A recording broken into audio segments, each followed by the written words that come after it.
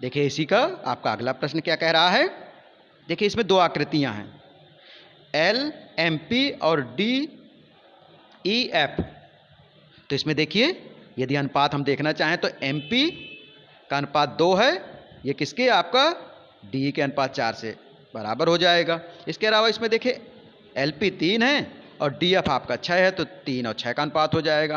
परंतु L M और आपका अनुपात ई एफ बचा, इसका अनुपात ले रहे हैं तो ये बराबर नहीं है, अर्थात ये दोनों त्रिभुज समरूप नहीं है। तो हम लिख सकते हैं कि त्रिभुज एल एम पी तथा त्रिभुज डी ई एफ में, तो देखिए हमने 2 निकाल लिया, एम पी बटे डी 2/4 अर्थात 1/2 आ गया, पी एल बटे एफ डी 3/6 अर्थात 3 दूनी 6 1/2 आ गया, और एल एम बटे ई एफ 2.7/50, तो ये 27/50 ही रह जाएगा।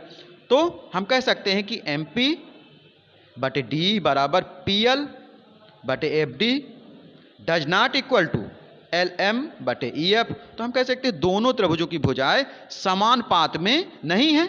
जब समान पात में नहीं है अतः दोनों त्रिभुज समरूप नहीं है।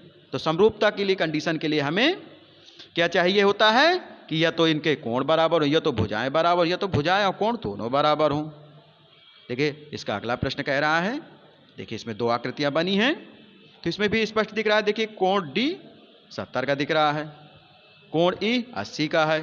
तो देखिए जब 2 कोण दिए हैं आपको, डी और ई दिए 70 80, तो 180 में यदि घटा दें तो कितना हुआ, 70 80 150 हुआ, 180 में घटा देंगे तो आपका कोण एफ निकल आएगा।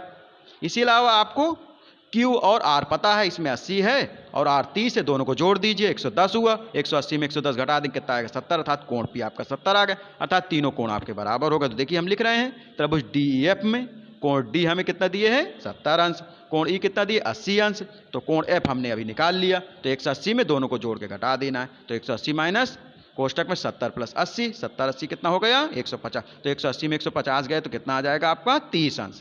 तो हमने देखिए चित्र में लिख दिया कोण एफ का मान 30 अंश।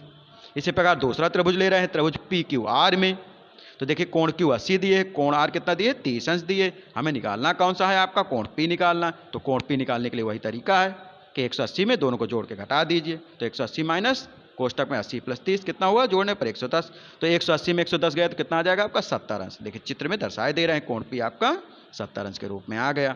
अब देखिए देखा जाए इसमें तो कोण डी कोण पी के बराबर है, कोण ई कोण क्यू के बराबर है, और कोण एफ कोण आर के बराबर। तो हम कह सकते हैं कि एंगल एंगल एंगल समरूपता कसौटी से त्रिभुज डी ई एफ समरूप है त्रिभुज पी क्यू आर के, ये हमारा समरूप सिद्ध हो गया। अब देखिए इसकी आपका 5वां प्रश्न देखिए क्या कह रहा है। देखिए इसमें 2 आकृतियां बनी हैं, इसमें कोण ए और डी दिए हैं, तो देखिए इसका हम सॉल्यूशन कर रहे हैं। तो ले लिया हमने त्रिभुज बी ए सी तथा त्रिभुज डी ई एफ में, तो कोण ए कोण एफ के बराबर है क्योंकि दोनों 80 अंश हैं।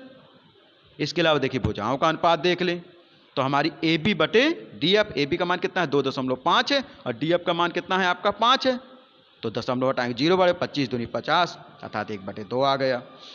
इसी प्रकार इसमें देखें बी सी का अनुपात किससे ले रहे हैं, डी से ले रहे हैं, तो यहाँ देखिए बी सी आपका क्या है, बी सी 3 दिए है और डी ई दिए ही नहीं है, अर्थात ये आपका अनुपात में नहीं रहेगा। इसके बाद हम ए सी का अनुपात ले रहे हैं ई एफ से, तो ए सी हमें दिए नहीं, ई एफ 6 दिए है, अर्थात हम कह सकते हैं कि दोनों त्रिभुजों की भुजाएं समानुपात में नहीं है। जब समानुपात में नहीं आता दोनों त्रिभुज क्या है, समरूप नहीं है।